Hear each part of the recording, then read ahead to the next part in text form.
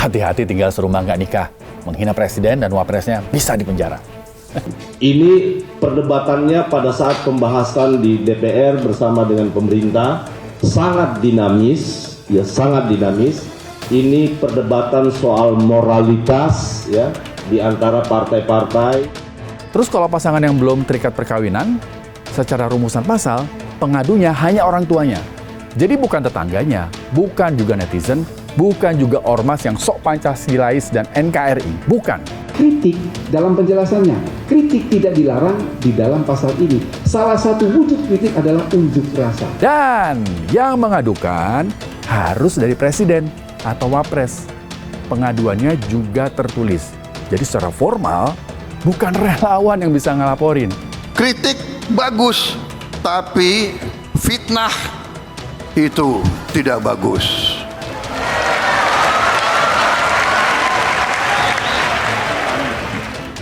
Kalau kritik malah kita harus bersyukur.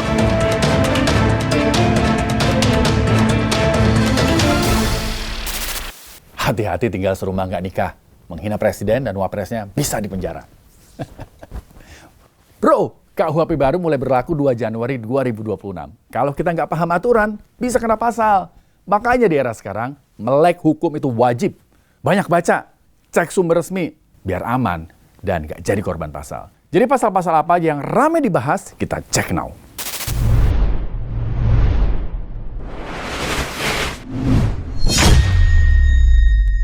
Setelah perdebatan panjang bertahun-tahun, pemerintah akhirnya memberlakukan KUHP dan KUHAP baru mulai 2 Januari 2026. Momentum ini di sosial media langsung heboh. Banyak yang takut, banyak juga yang saling lempar tafsir. Kita mulai dari pasal 411 dan 412 tentang perzinaan. Di ruang publik, banyak yang menyebut negara masuk ke ranah privat. Tapi kita cek ya rumusannya nih. Di KUHP baru ada aturan soal persetubuhan di luar nikah dan hidup bersama tanpa ikatan perkawinan. Bahasa yang sering dipakai netizen nih, kumpul kebo. Kalau bahasa hukumnya, kohabitasi. Nah yang penting dicatat nih, berdasarkan pembahasan delik aduan, pasal ini bukan delik umum. Sekali lagi ya, ini bukan delik umum. Maksudnya apa sih bukan delik umum? Maksudnya penuntutan hanya bisa berjalan kalau ada pengaduan dari pihak tertentu. Nah pertanyaannya, siapa saja pihak yang bisa mengadukan? Kalau pasangan yang sudah menikah secara legal, yang bisa mengadu adalah pasangan sahnya, orang tuanya, atau anak kandung yang usianya sudah 16 tahun. Terus kalau pasangan yang belum terikat perkawinan, secara rumusan pasal, pengadunya hanya orang tuanya. Jadi bukan tetangganya, bukan juga netizen, bukan juga ormas yang sok Pancasilais dan NKRI, bukan. Tapi di dalam KUHP yang baru, itu juga ada yang terkait dengan anak ya yang harus dilindungi. Tetapi kedua-duanya tetap adalah delik aduan. Jadi yang boleh mengadu adalah suami atau istri atau orang tua dari si anak. Jadi ini perdebatannya pada saat pembahasan di DPR bersama dengan pemerintah sangat dinamis, ya sangat dinamis. Ini perdebatan soal moralitas ya di antara partai-partai. Menurut aturan yang tertulis, pengaduan pun masih bisa dicabut selama sidang belum dimulai. Nah, di sini titik kritisnya. Di Indonesia, itu banyak pasangan yang menikah siri. Secara agama dianggap sah, tapi belum tercatat secara legal di catatan sipil.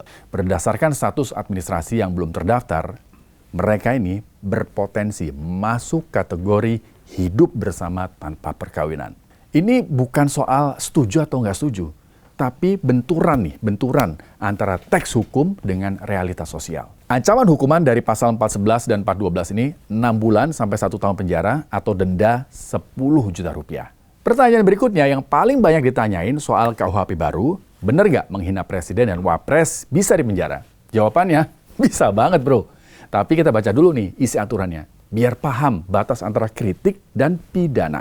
Di pasal 218 ayat 1, setiap orang di muka umum menyerang kehormatan atau harkat dan martabat presiden dan atau wakil presiden, itu bisa dipenjara paling lama 3 tahun atau denda maksimal kategori 4. Kategori 4 itu dendanya 200 juta rupiah. Ayat 2-nya nih, Juga jadi catatan penting, secara teks hukum, perbuatan tidak dianggap penyerangan kehormatan kalau dilakukan untuk kepentingan umum atau pembelaan diri. Tolong membaca pasal 218 ini sekaligus dengan penjelasannya. Penjelasan itu utuh. Dikatakan bahwa pasal ini sama sekali tidak dimaksudkan untuk mengekang kebebasan berdemokrasi, kebebasan berekspresi, termasuk di dalamnya tidak melarang kritik. Mengapa kritik ini?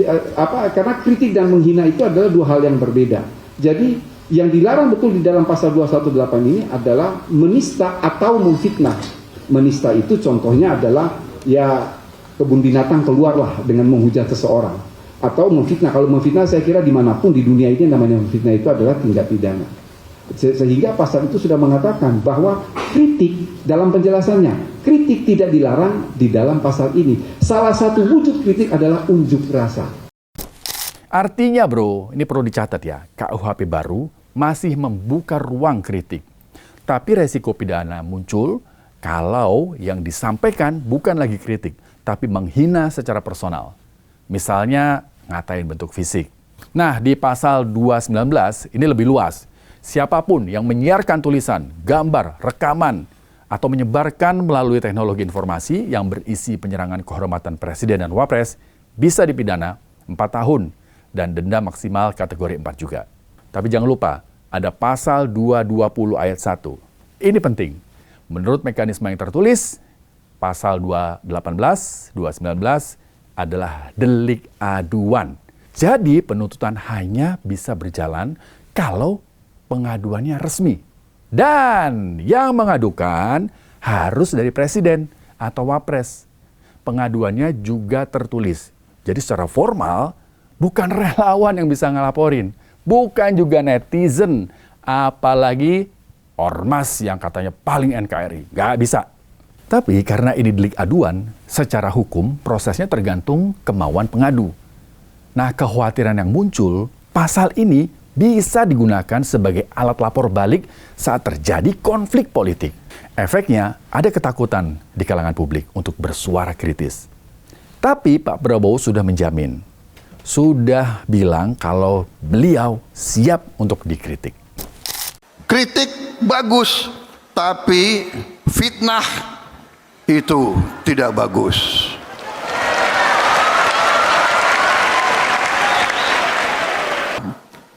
Kalau kritik malah kita harus bersyukur. Kalau saya dikoreksi, saya menganggap bahwa saya dibantu, saya diamankan. Kadang-kadang kita tidak suka dikritik, kita tidak suka dikoreksi, tapi sesungguhnya itu mengamankan.